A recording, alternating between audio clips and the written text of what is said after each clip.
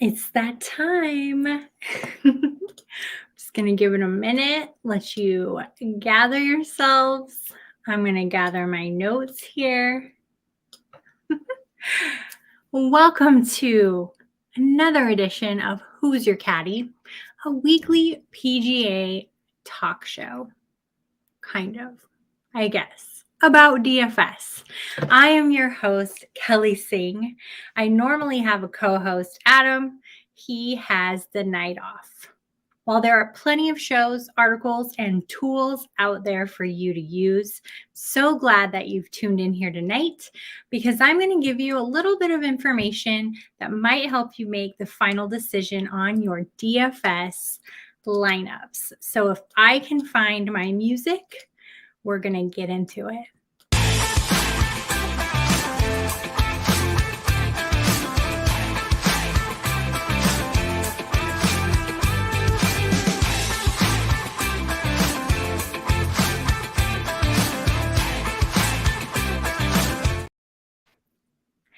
Hello, I'm back. Did you miss me? Tonight on Who's Your Caddy, I'm going to be talking about the Memorial Tournament at Muirfield Village in lovely Dublin, Ohio. Normally, like I said, I'd have Adam joining us. He's taking the night off, so you just get me, and that's okay. We're going to talk a little bit about last week's results, what to expect this week, including the course conditions, course history, and then I'll give you my top 3 core picks for your builds in the now infamous WTF pick. I'm wondering if I even have my mic now that I am sitting here talking to myself really loud. Oh, goodness. I didn't. But now I do. Ooh. Hey, what's up, Wendy? I have the giggles apparently this evening. It might be the seltzer. I'm not sure, but it might be. Topo Chico, not a paid advertiser, but very tasty. Okay. So like I said, tonight we're going to talk a little bit about last week's history. So we'll just start there. How did we do last week? It was hit and miss.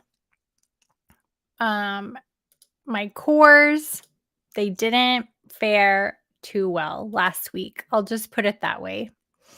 Both Adam and I had picked Fleetwood in our core picks, and he missed the cut. It was really unexpected, to be honest. I was shocked, but it was fun to see my WTF pick last week. Robbie Shelton finished tied for 29th. And one of Adam's core picks, Victor Hovland, he finished up tied for 16th. So even with all the tools and data and expertise and everything out there, sometimes we miss. But here's the good news. Out of all of that, I still managed to place third in a small tourney, netting enough to play again this week. So that's the good news. I hope you did too. Looking back, I think what I would have taken into consideration, and I know Adam feels the same way, is we probably would have thought more about how tired these guys would have been after the previous week's tournament. It was pretty grueling. It was just tough. And then to go into another tournament the following week, guys get tired. So sometimes that day, though, is so appealing, it's easy to overlook the other outside factors. But this week, we have a whole new ball game. A lot of these guys have had rest. And the Memorial Tournament it is one of the most popular tournaments among players. So it draws a lot of the biggest names. So we're going to see all of our favorites out there this week. Muirfield Village Golf Club. It's in Dublin, Ohio, as I mentioned. And the Memorial Tournament was founded in 1976, I believe, by Jack Nicklaus. And it happens to be a Nicklaus designed course. I mean, why not? The Memorial, like I said, it brings out all the big names, and the winner not only takes home the purse, they also get to shake the hand of the Golden Bear, Jack Nicklaus himself. So there you have it. Everybody wants that opportunity. What else can I tell you? At nearly 7,400 yards, it's not a super long course, so we're not going to need a long bomber to make really great strides there this week. What we do need, though, is some accuracy and a decent approach, because this course happens to be fairly traditional in its design. However, it's lined with trees. We don't want to end up in the trees. We don't want to end up in the rough. And this course is also punctuated. I like the word punctuated, so I thought I would use it today. This course is also punctuated with a lot of rolling hills and some really steep, like, embankments, drop-offs, I guess you could say. So we certainly need our guys to stay in the fairway, or we might see some entertaining scrambling. So, tournament history.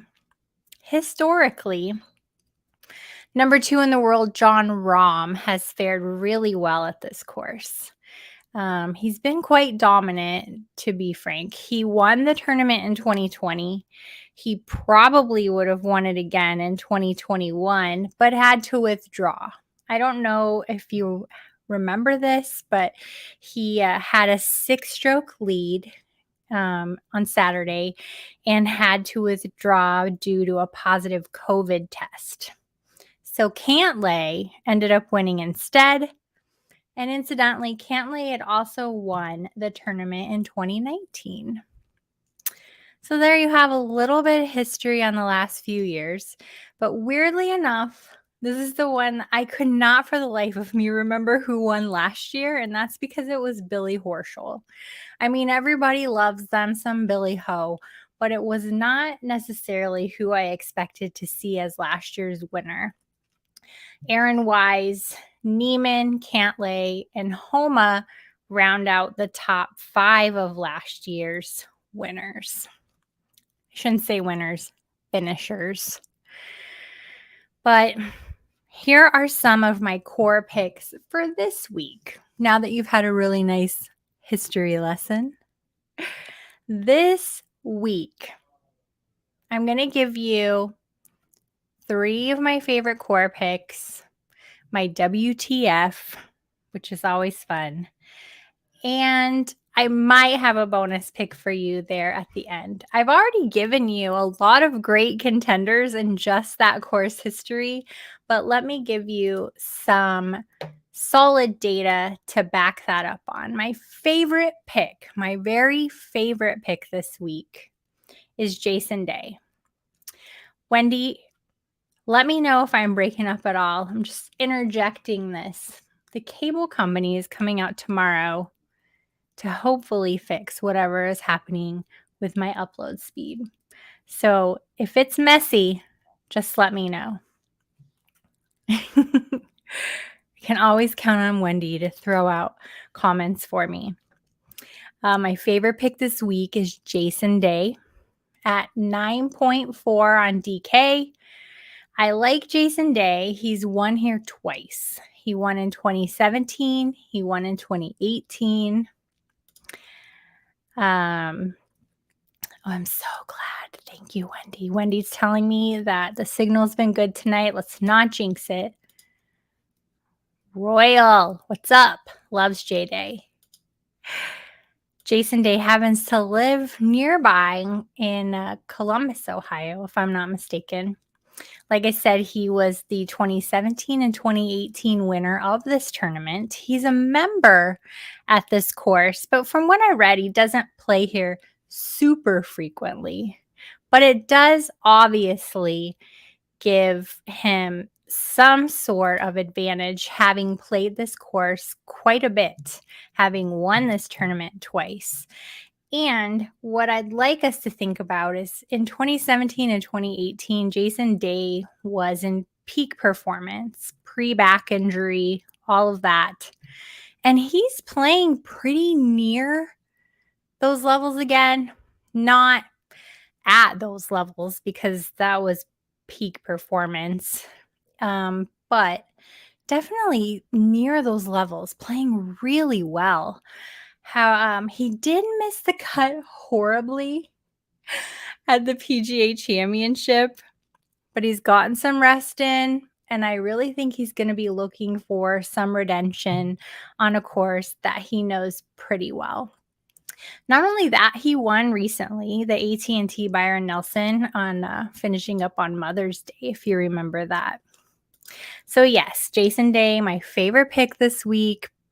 Probably a lot of people's favorite pick this week, but what can I say? Next, I was really torn on this, but I'm going to go with it. I like Siwoo Kim this week.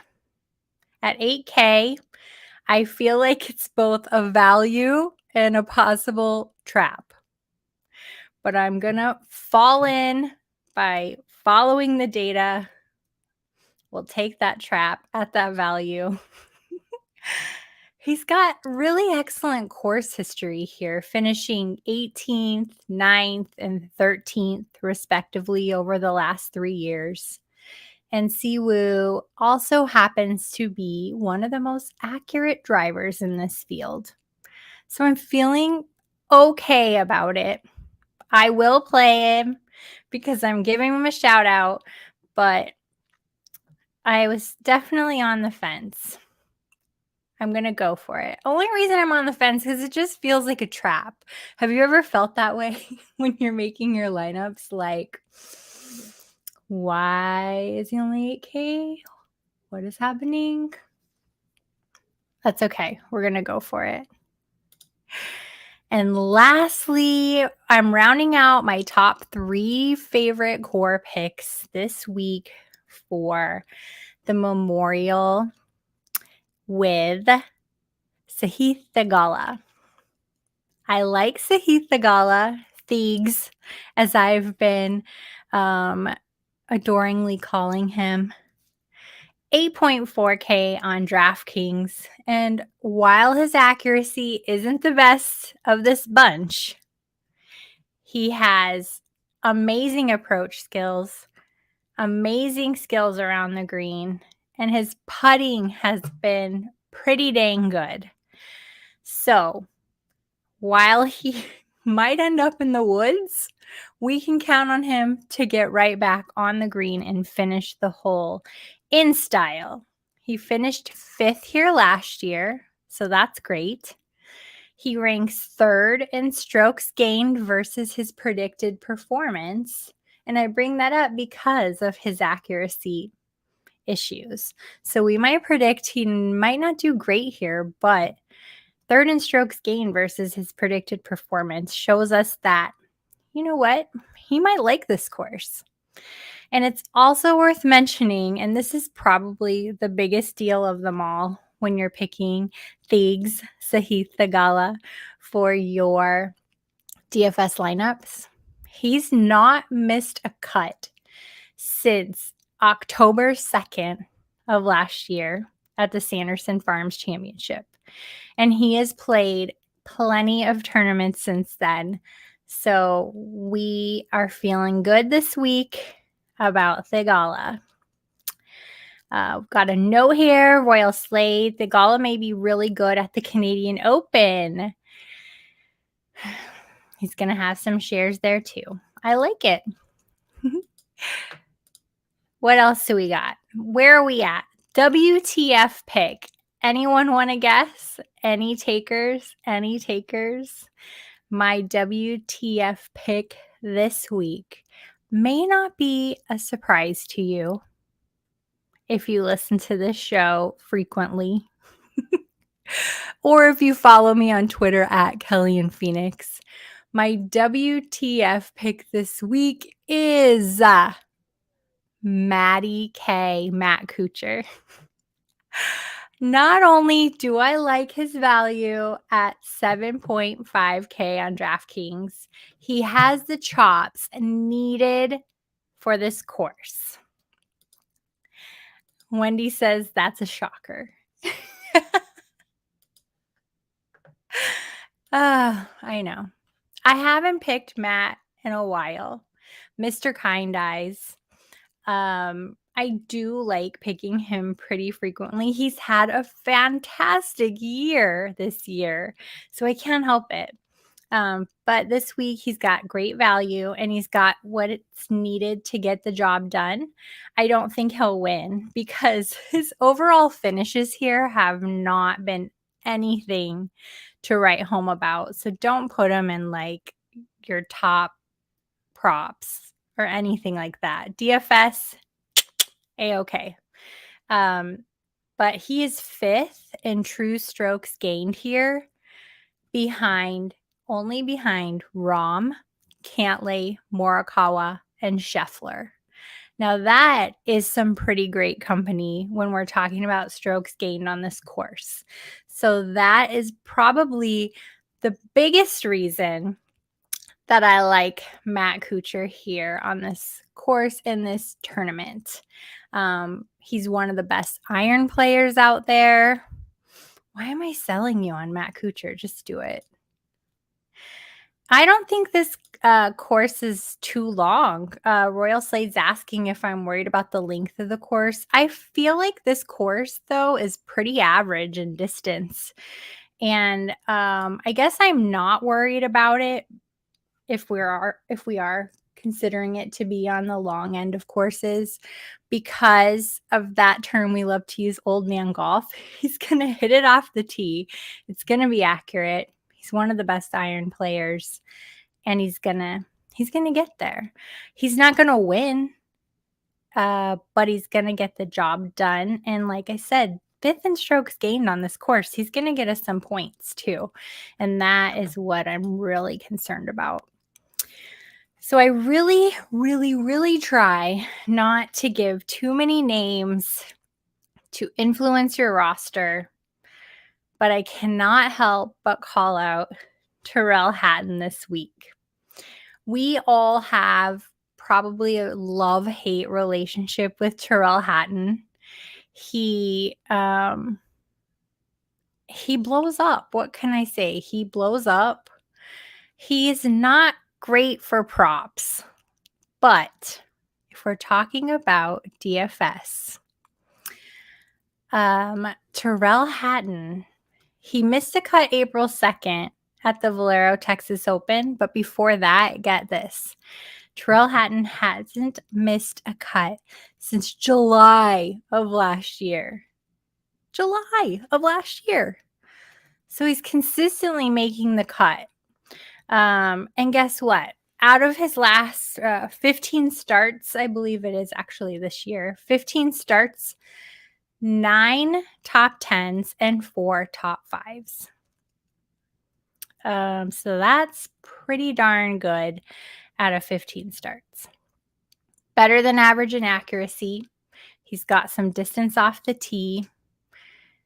A little bit more on the pricey end because I'm not the only one that thinks he's going to do well this week. 9.3 on DK. Not the most expensive, but definitely when we're talking about playing multiple players in the 9s, you got to start making some decisions as you get towards the bottom of your roster. But I couldn't let this go without throwing out my love for Tyrrell Hatton. I don't know what it is. Maybe it's because I have him on a fantasy roster. But looking at the data, I just couldn't believe it. I couldn't believe that other than that April 2nd miss, he hadn't missed a cut since July of last year. That blew my mind, folks. Totally blew my mind because he is so volatile. I'm just like, oh my gosh, oh my gosh, oh my gosh. But as you know, in DFS, if you're the one that all your guys make it through the cut, you have a really great chance of cashing in. That's really all I've got for you. Without Adam here, I don't get to have any of that banter. I'm just sitting here talking to myself, and then I start rambling player stats. Thank you so much for tuning in this week and every week.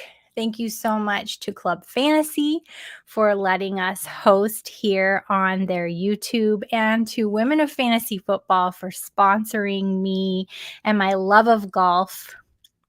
And even thank you to my co-host Adam, who's not here, for putting up with me. Follow us on Twitter. I'm Kelly in Phoenix. Adam is at Mr. Hallas. And good luck out there. Let me know how you do. Share with me your rosters. I love to see them. And I will see you next week. I love you too, Wendy. Oh, one more comment. Hatton seems to hate every course he plays on. You're right, Royal. I feel like he goes out there and it looks like he's having the worst time, but yet he still makes the cut. He's cashing in a check. Let's cash in with him. I'll see you next week, you guys. Again, let me know how you do. Bye. Baby, not bye. I don't have my music ready.